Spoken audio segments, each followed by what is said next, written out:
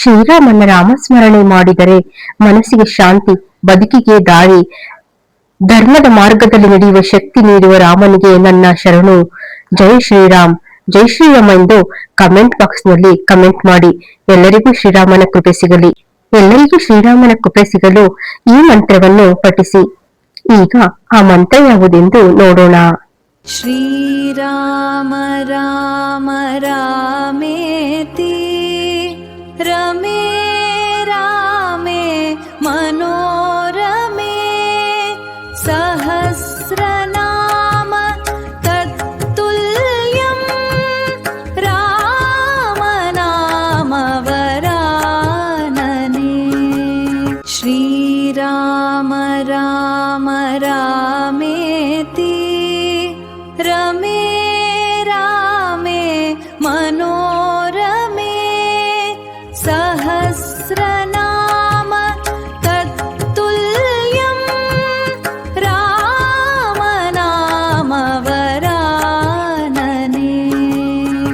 ಶ್ರೀರಾಮ ರಾಮ ರಾಮೇತಿ ರಮೇ ರಾಮೇ ಮನೋರಮೇ ಸಹಸ್ರನಾಮ ತತ್ತುಲ್ಯಂ ರಾಮನಾಮ ವರಾನನೆ.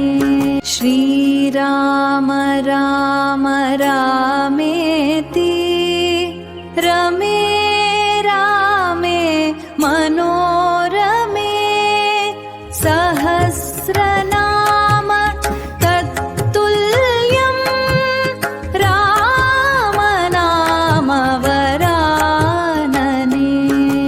ಶ್ರೀರಾಮ ರಾಮ ರಾಮೇತಿ ರಮೇ ರಾಮೇ ಮನೋರಮೇ ಸಹಸ್ರನಾಮ ತತ್ತುಲ್ಯಂ ರಾಮನಾಮ ವರಾನನೆ.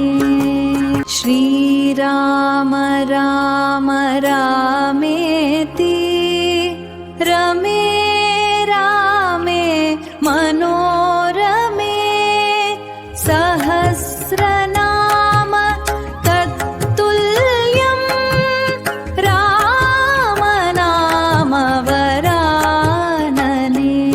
ಶ್ರೀರಾಮ ರಾಮ ರಾಮೇತಿ ರಮೇ ರಾಮೇ ಮನೋರಮೇ ಸಹಸ್ರನಾಮ